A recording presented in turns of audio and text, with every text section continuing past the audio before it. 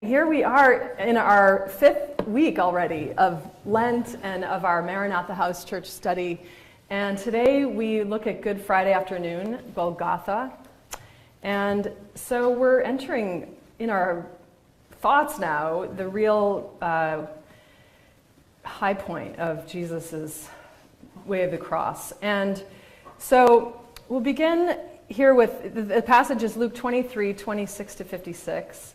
And we'll return to this photo later when they're taking Jesus off the cross. But here's a map, really, of Jerusalem. And has anyone, well, many of you have been to Jerusalem. So there are lots of different maps of Jerusalem. And this one shows the way of the cross from the Praetorium, how Jesus and the crowd would have walked to Golgotha. As they led him away, they seized a man, Simon of Cyrene, who was coming from the country, and they laid the cross on him and made him carry it behind Jesus. A great number of the people followed him, and among them were women who were beating their breasts and wailing for him. But Jesus turned to them and said, "Daughters of Jerusalem, do not weep for me, but weep for yourselves and for your children. For the days are surely coming when they will say, 'Blessed are the barren, and the wombs that never bore, and the breasts that never nursed.' Then they will begin to say to the mountains, 'Fall on us,' and to the hills, 'Cover us.' For if they do this when the wood is green, what will happen when it is dry?" So we have this opening scene, and what jumps out at you? I underlined Simon of Cyrene, of course, and making him carry the cross behind Jesus. But there are many other things in here that are poignant and pertinent to Luke. Yes? The last verse jumps out at me as something I have no understanding of. Yeah, well, this kind of warning or caution that Jesus gives is, it's not the first time that Jesus has made this kind of a prediction and a foreboding comment. In Luke, it's 3 times he gives the disciples and people this warning about Jerusalem's impending doom. And in Luke 19, it's when Jesus and his disciples are approaching Jerusalem, he cries out, "Jerusalem, Jerusalem." And he warns them that it's a similar kind of prophecy. And then again in Luke 20:21, when they're inside the temple and the disciples are kind of marveling at the stones, one on top of the other, and Jesus says, "There will come a day when not one stone will be on top of another." And he gives this caution similarly. So here, it's very appropriate the women are mourning and weeping over this, the treatment that Jesus has received, and they're following him to Golgotha. But he's telling them that not to worry for him, but for themselves. And I think it's, it is this, he's addressing the fall of Jerusalem in 70, the fall of the temple. And whether Luke is written just after that or so close to it that it's clear it's the trajectory where everyone is headed isn't quite known, but this isn't the first time Jesus has spoken this way. And in terms of the wood being green and what will happen when it's dry, it's a prophetic poetry. Who raised a hand back there? Yes, yeah, Nancy. That right from the outset, there were people who really wanted him gone. Mm-hmm. But there were also people who were really taken by him in their hearts and were grieving. So there was clearly a difference in the way people perceived Jesus. Mm-hmm. Well, there's also a tradition of mourning, public mourning and crowds mourning, and sort of not paid mourners, but it was a custom of this time and of the Jewish people to weep and cry. And so they're following custom also to be weeping. But of course, but you're absolutely right, of course. Yes, Liz. And then. I've always interpreted the analogy to the wood being green or dry to the fact that now that at this point we still have Jesus with us, and Jesus is the young man who is dying in his prime. And if you're crying now, how much more are you going to cry when you don't have Jesus with you anymore? And you are that much older, and who knows what's going to happen to Christianity? think that's a good interpretation. And about the children, the idea is that the suffering would be so great that you're blessed if you don't have children who will have to endure it. And and Luke's readers, of course, Luke's contemporaries were being terribly persecuted already. So. Well, why word it, blessed are the barren and the wombs that never bore? What did you? Why not word it like, have children and follow my word and spread the word? I keep going back to the Jesus dying on the cross and when he says, "Well, Father, Father, my God, why have you forsaken me?" Versus, I don't know if it was Matthew or Mark who said, more of the hallelujah, I did what you asked of me. I mean, I just feel like if we, a little bit more positive and spread the. Yes. I just mean life. As Norman Vincent Peale said, the cross is a kind of a plus sign.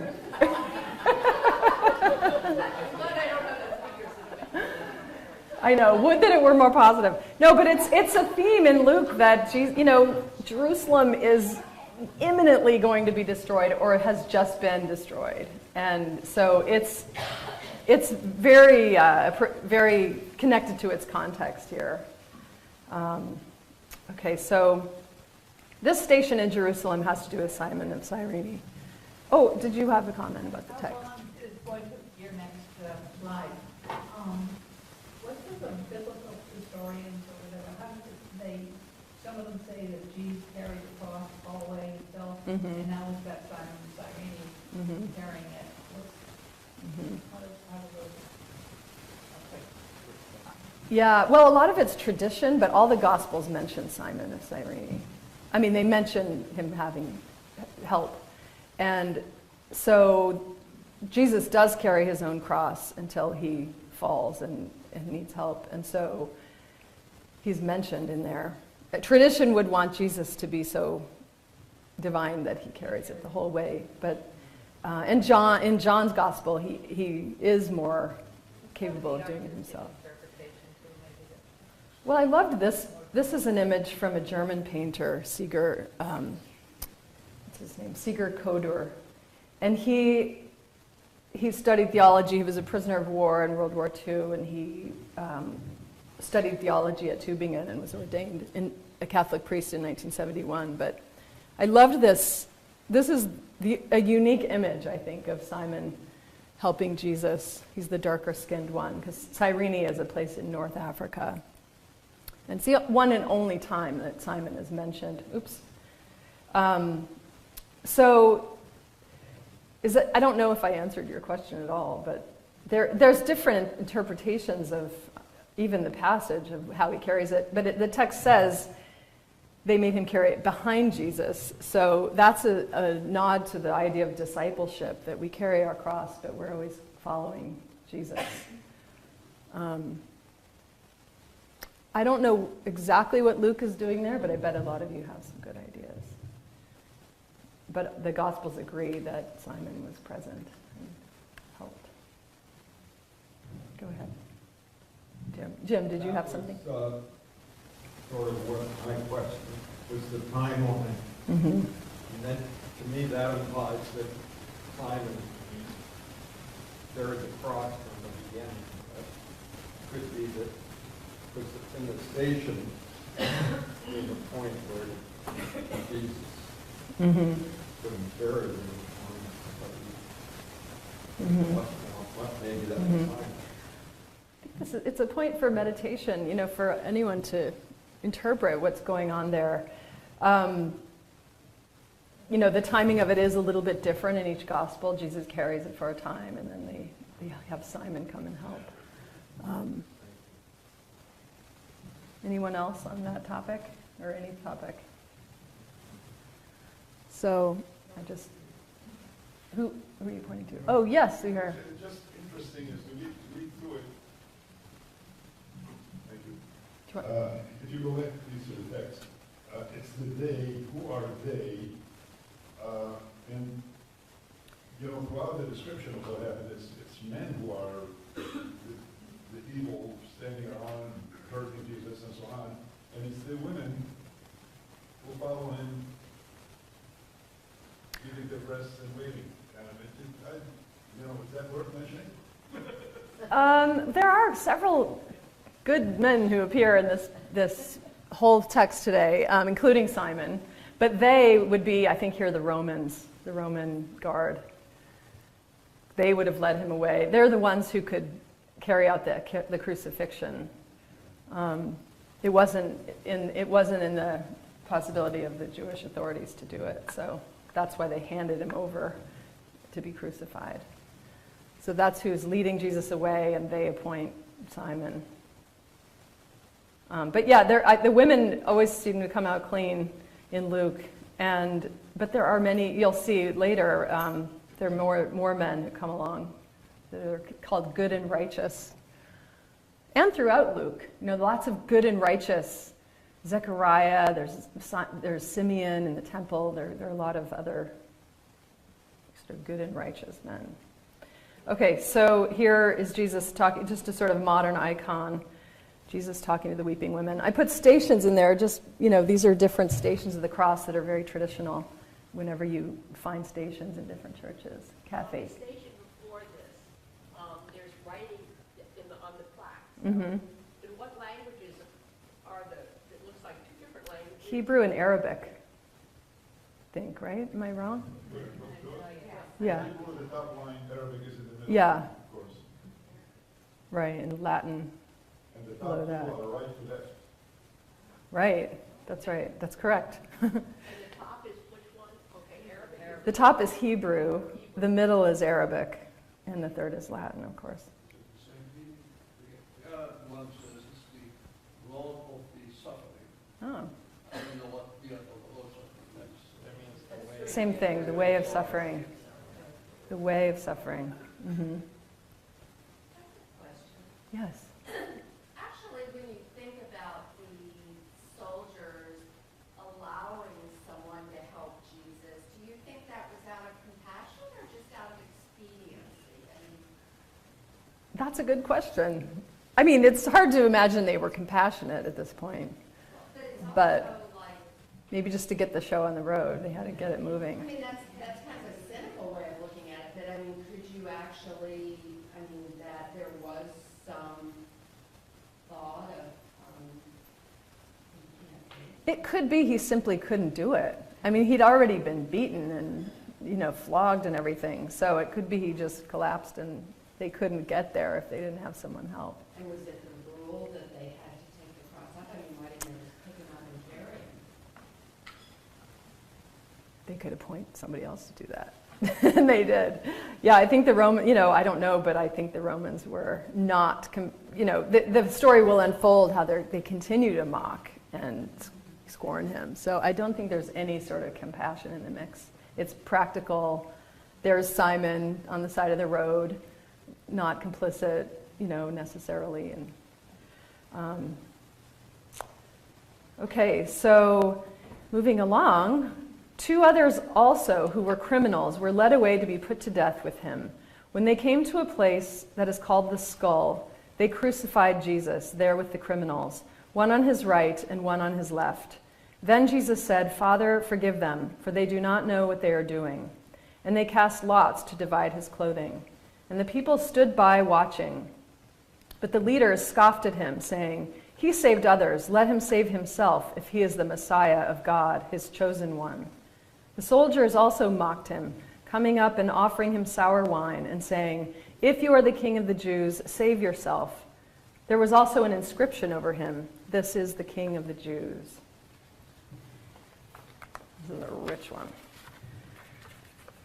So this is a unique, it's not unique to Luke that Jesus was crucified between 2 criminals, but only Jesus will elaborate on that. But here we have, and also I should point out, in each of the Gospels, Jesus says words from the cross, but what he says in each Gospel really sets each Gospel apart. It sums up each Gospel's theme. It sort of really points to what the purpose and agenda of each Gospel writer was by what Jesus is saying from the cross. So this one is pretty critical, and it's unique to Luke. And there's a very important footnote there. But before I get into that, anything jump out at anyone besides what I've underlined? Or what I've underlined? Liz. Where it says that leaders scoffed at him, I've always thought that that referred to the Jewish leaders who were there watching. But now, I've always thought that it was the Jewish leaders who were there watching.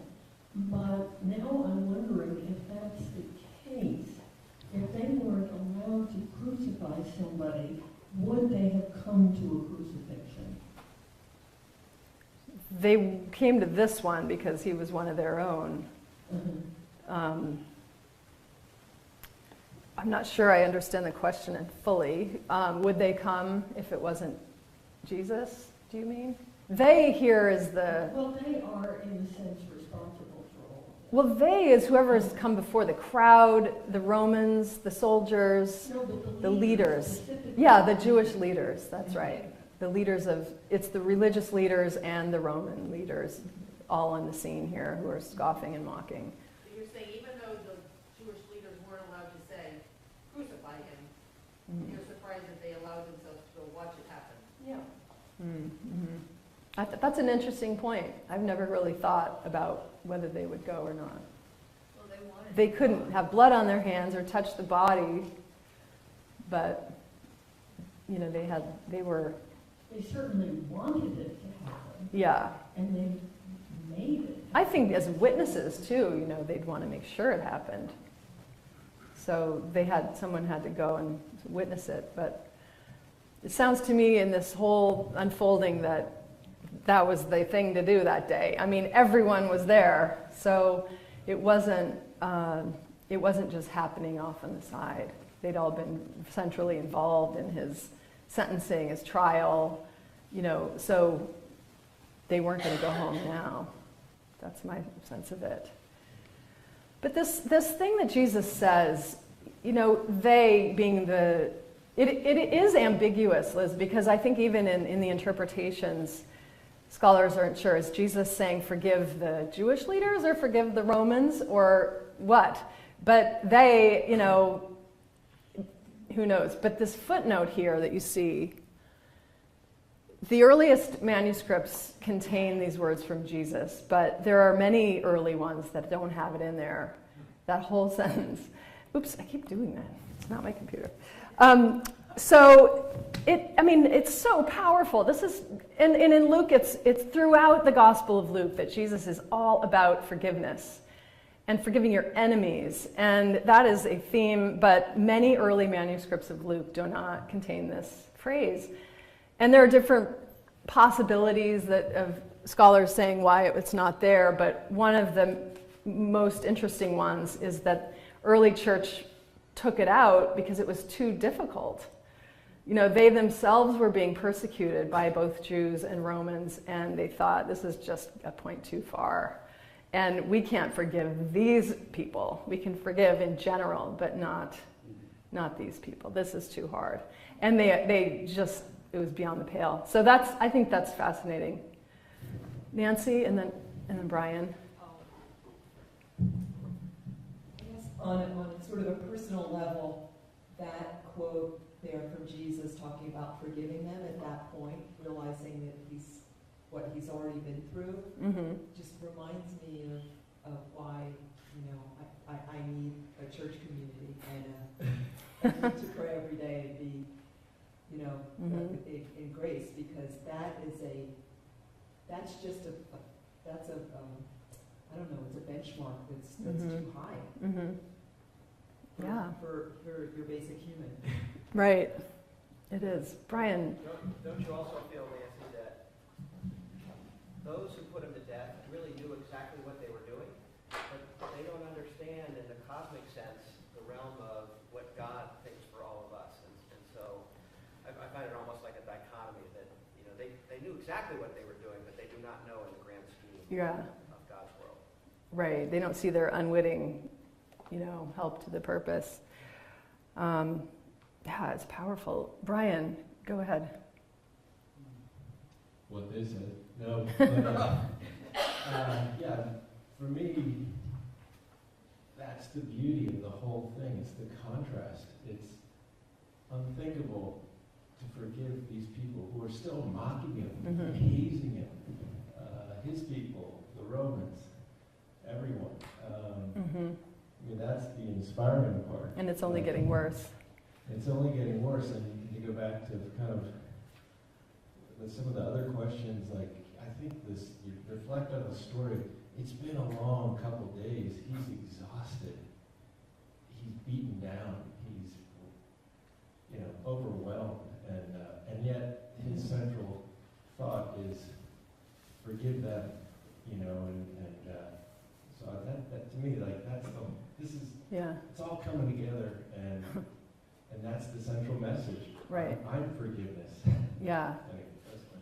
Yeah, Jesus, he never lets up or stops in Luke. And, I should point out that in Matthew and Mark, Jesus' words from the cross are anguish and alienation and, my God, why have you forsaken me? And, there's this sense of complete alienation, and he's abandoned. And in Mark, they all run away and there's nobody left. And in John, he's on top of it, and he's like, okay, I got my work done here, and he's ready to go, and everything, it is finished. And he declares with confidence, But Luke kind of straddles this middle ground. He's got pathos, and Luke is full of this, guts spilling out kind of sympathy and compassion and care for the people. And the other Gospels have that in their story, but in Luke it's particularly pronounced that he's just wrenched with compassion. And the story of the prodigal son is the only other place where, or only one of two places where Greek uses this word of this guts spilling out with pity for people. So in Luke, this is it's not that it didn't belong there and that's why they took it out. It's that it was so painful that they couldn't handle it, and maybe we took it out. But this is a fitting word from Jesus from the cross in Luke. So he's middle ground between sort of the anguish, but also this assurance that John shows. I think another interesting sort of observation is the fact that all the authority on earth here are sort of like turning away and mocking him and in disbelief, no belief. Right.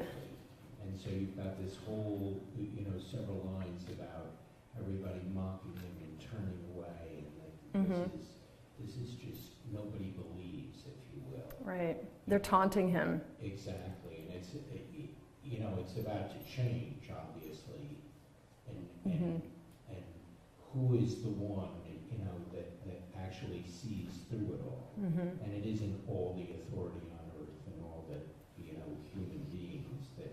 At least up to this point. So just that sort of, to a little bit of Rick's point before, I think it's, the dichotomy between the authority and leadership and things that they're saying versus how it actually is about to unfold. Right. Yeah, and Luke, it's always the ones who are not supposed to be getting it that get it. And look what they say.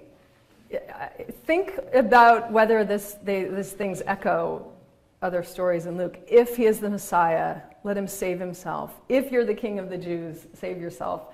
I mean, what does that remind us of earlier in Luke? The desert. Yeah. These are basically the same words that Satan uses to tempt Jesus in the wilderness. And so, this echo of Satan is kind of Satan having returned for his opportune time, if you remember that. What else? We've got anything else? Yeah, Linda. I think it's very interesting what you said about the fact that it was taken out in the very early scriptures that they were following. And I thought, what would Christianity be now without that statement?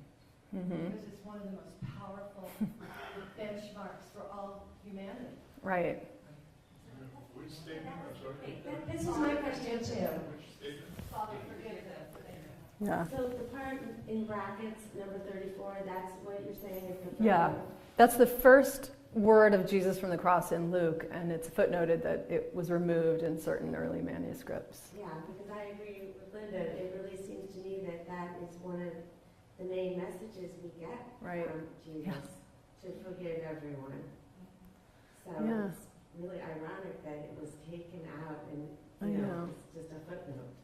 Yeah, I know, it's amazing. Oh, okay. We'll go here and then we'll go to you.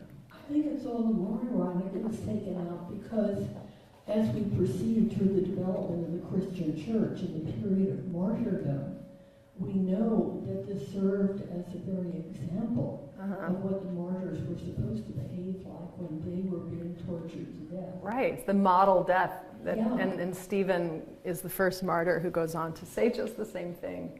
Yeah. So, And not only yeah. that, when we think about South Carolina, Charleston, and the church and the assassinations that happened there, and how the parish responded with almost immediate forgiveness, it is still holding true today. Yeah, There are some people who are capable of it. right. Well, maybe we can come back. I want to move forward because time ticks on. Here's Golgotha. In the Gospel, it's called the place of the skull. And I think that's because of the shape of the hill, they called it that. In the Gospel, it's the crania place. So that's what it looks like. Let's go on, and then we can review if we have time at the end. One of the criminals who were hanged there kept deriding Jesus and saying, "Are you not the Messiah? Save yourself and us." But the other rebuked him, saying, Do you not fear God, since you are under the same sentence of condemnation? And we indeed have been condemned justly, for we are getting what we deserve for our deeds. But this man has done nothing wrong. Then he said, "Jesus, remember me when you come into your kingdom." He replied, "Truly I tell you, today you will be with me in paradise." And this also is unique to Luke. This whole exchange it's only in Luke. So it's purposeful for the writer that he would include this. And the theme, of course, again, is forgiveness and Jesus accepting this criminal just on the basis of his acknowledgement of his own sin and acknowledgement of who Jesus is. And again, we have the other criminal echoing the same words that the soldiers did before and that Satan does so much earlier. What jumps out here?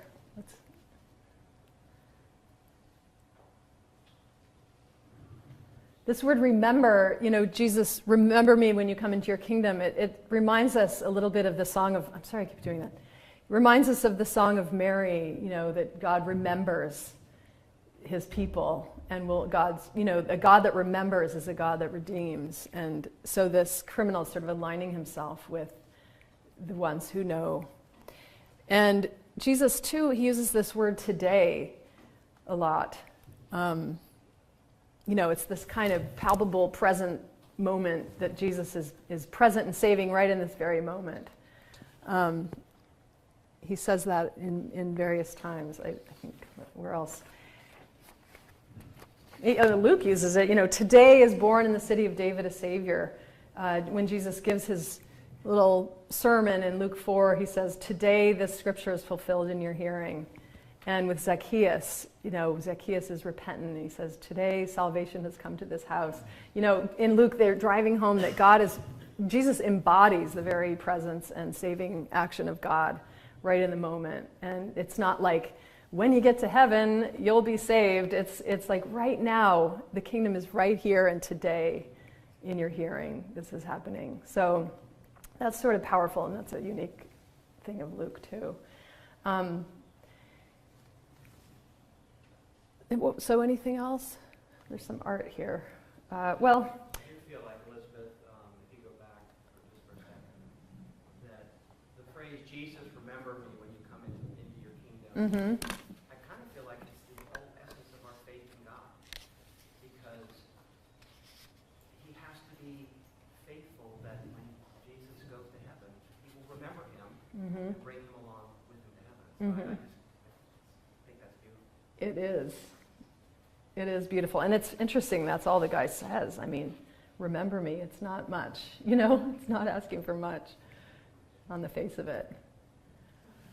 But also the setting of Jesus between criminals. I mean, the mocking, the beating, the crucifixion, it befits the common criminal. And I think it's this reminder that our faith is not escapist. Jesus goes all the way to the pain, and our faith encompasses all of the evil and all of the good in our lives, and we aren't supposed to accept this so easily. It's hard. Yeah. Just on Rick's point, I mean, really, it you know, it's God the Creator, God the Redeemer. Mm-hmm. I mean, that line is all about God the Redeemer, you know, Right. the Spirit, God the Sustainer. So, I mean, it just is in those half dozen words, boom, right there. Right. To your point, Rick.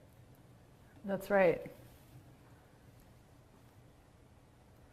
I'll go back to that in a second. But here's pictures of, I mean, in a lot of art, there are the criminals, but very often Jesus is tilting, there to his right towards, the tradition says the good criminal was crucified on his right and the bad one on his left. And so you can see in their posture how that's depicted. One turning away completely, the other's cross is even bowing towards Jesus. Yeah. And leaning into Jesus. And then this is beautiful. This is one of the very earliest depictions of the crucifixion, and it's in an illuminated manuscript from Syria. And I just think it's beautiful. But even then, this posture is present with the one on the right leaning, tilting towards Jesus, and he's tilting towards him. It's from 586. Yeah, it's in a library in Florence, if anyone ever gets there. It's the Rubala Gospels. Do you know those, Justin? Yeah. Anyway, I thought that was worth sharing. It's so vibrant and beautiful. And then here we have a Russian painter. I thought that was an amazing close-up. You can kind of see the sallow eyes and the exhaustion and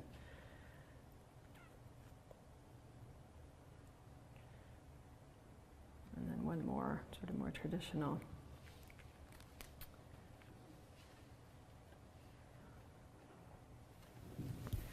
So now we come to this passage. It was now about noon, and darkness came over the whole land until 3 p.m, while the sun's light failed, and the curtain of the temple was torn in two. Then Jesus, crying with a loud voice, said, "Father, into your hands I commend my spirit." Having said this, he breathed his last. When the centurion saw what had taken place, he praised God and said, "Certainly this man was innocent." And when all the crowds who had gathered there for this spectacle saw what had taken place, they returned home beating their breasts. But all his acquaintances, including the women who had followed him from Galilee, stood at a distance watching these things. Oops, pardon.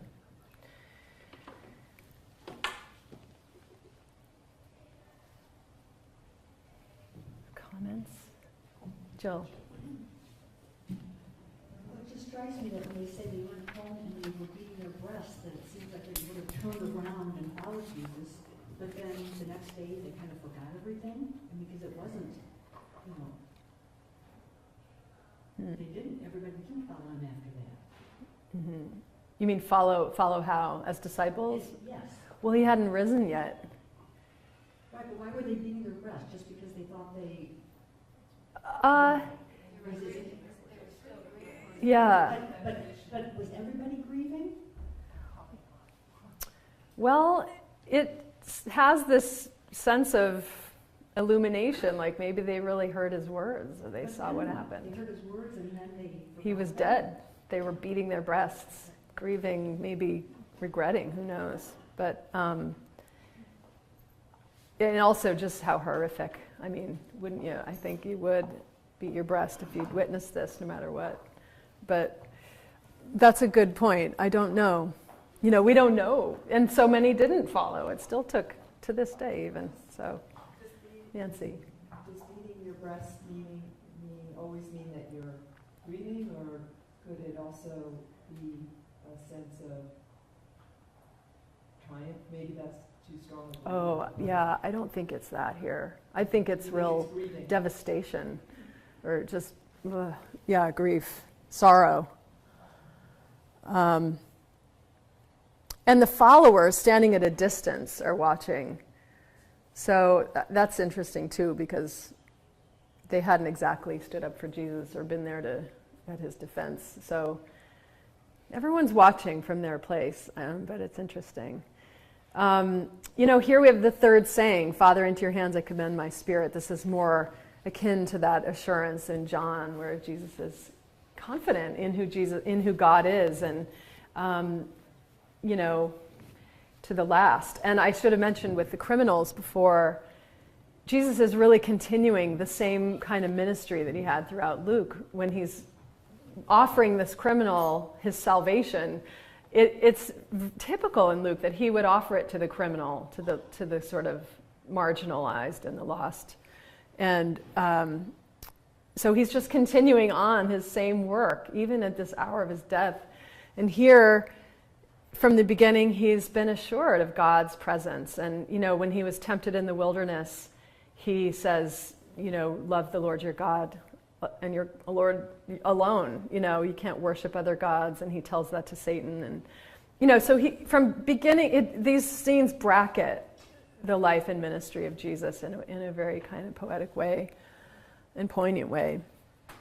And then, of course, again, the centurion, an outsider, acknowledging who Jesus is.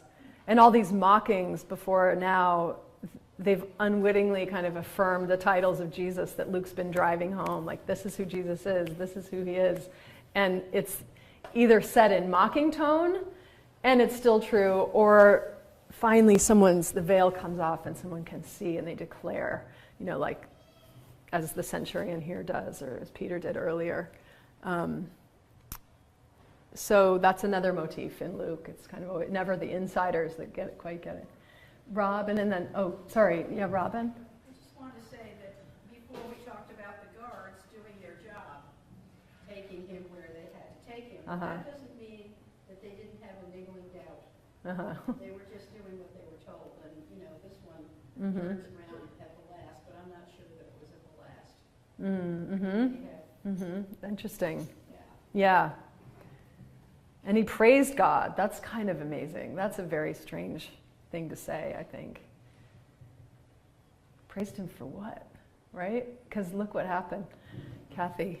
Well, you said had the temple been torn and destroyed or not. Can you take the mic there? And there it says the curtain of the temple was torn in two. That meant the temple still existed. Well, in the storytelling, it's there because Jesus visits the temple and everything. But when Luke's writing this down, the people he's writing for may be already experiencing life without a temple, or it's imminent because there's lots of combat. So I know it can get confusing trying to wrap our heads around that, but Luke's telling the story of the time when the temple was still there, and that's where all these feasts take place. They're gathered to go to the temple, make their sacrifices, and so it's there for the story. Whether or not at the time of the writing of Luke it's still there is a bit unclear, but it's very, very close to that time with these kinds of references. But the temple curtain, that's a thing that separated the people from the Holy of Holies, and otherwise known as the very presence of God. So it was this curtain of separation. So the idea that Jesus' death would tear away the separation, invite people into the very presence of God. That's what that's pointing to. And this darkness covering the whole land. I love this Salvador Dali painting. It shows the darkness, in this extreme angle from the cross over the world. But the dark, in Luke 2, it's all of nature is participating. All of creation is bearing witness to Jesus and his death and what's happening here. So I think this idea of darkness, and it says, what does it say? The sun's light failed. This is in this reading was the first time I noticed that phrase, the sunlight's failed. All of creation kind of groaning at the turn of events and what's happening here. So there we have that. And then before we run out of time, now there was a good and righteous man, Suhair, another good and righteous man named Joseph, who, though a member of the council, had not agreed to their plan and action. He came from the Jewish town of Arimathea, and he was waiting expectantly for the kingdom of God.